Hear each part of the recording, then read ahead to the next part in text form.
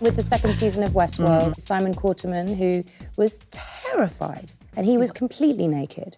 There was no prosthetic penis there. He decided to go for it. And just being aware of his vulnerability and how, because that's the truth, when we're naked, we are vulnerable. Why are we all walking around in clothes? You know, and yes, it is a strength, of course, if it's, we can use that strength, but in reality, and that's what I love about Westworld, is that it's showing the vulnerability and the objectification of a person. And if you see a person naked, not in a sexual context, you don't want to look. You know, maybe some people do want to jerk off to what I was doing in season 1. I think that's really weird, and they should check into a hospital.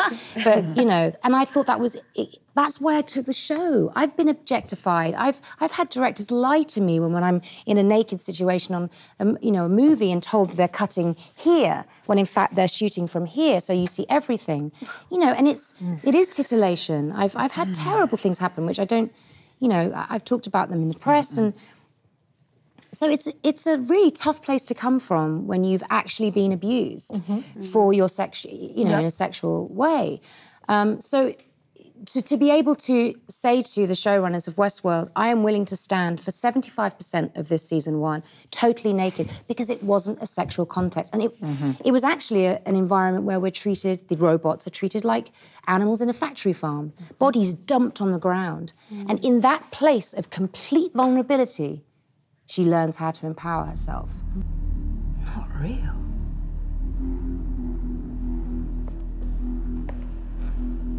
But what about me?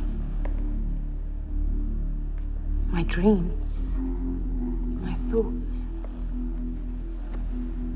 my body. Are they not real?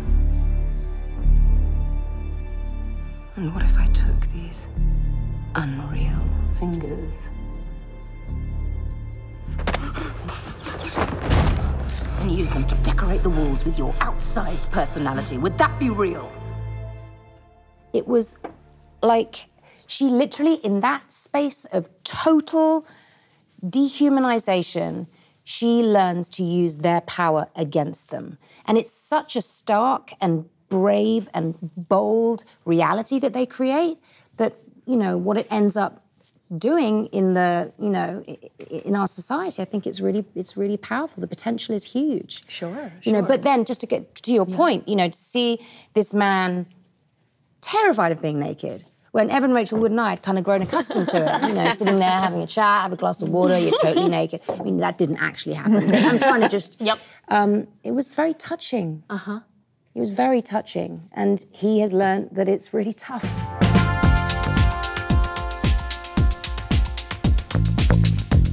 For years would be called up and said, Thandie, they want to go exotic with the role, so get excited, you know, or they want to go ethnic with the role. And even just that would, I would just have to brace myself because it was so deeply offensive, but I wanted to work. And then I would read the script and I would transform it out of this bizarre objectification, and I would think, how can I help this? How can I help make this more progressive? And I would spend a lot of my time, and I won't name projects specifically, trying to give more dimension to these characters, these women's roles. But let's start looking at the way things are described, and let's take out the incredibly offensive and you know, they have ramifications. You know, I have daughters. I don't want her thinking that you have to be sexy to be powerful. What does that mean? So, yeah, it's tough. It's tough. But I think that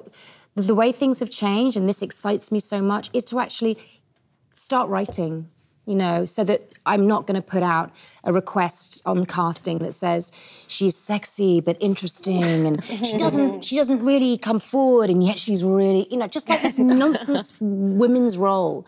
And, you know, and also she's ethnic is so offensive, man. Please stop doing that. So yeah, it's about, rather than sort of getting swallowed up with misery, which I've been there, and thinking you can't change, it's suddenly, as Sandra was saying, you suddenly have this power, whether it's economic or actually just people listen to you. People love you. Girls write in and say, I'm so inspired by you. And it's suddenly realizing I'm going to take hold of this pen myself, and I'm going to try and,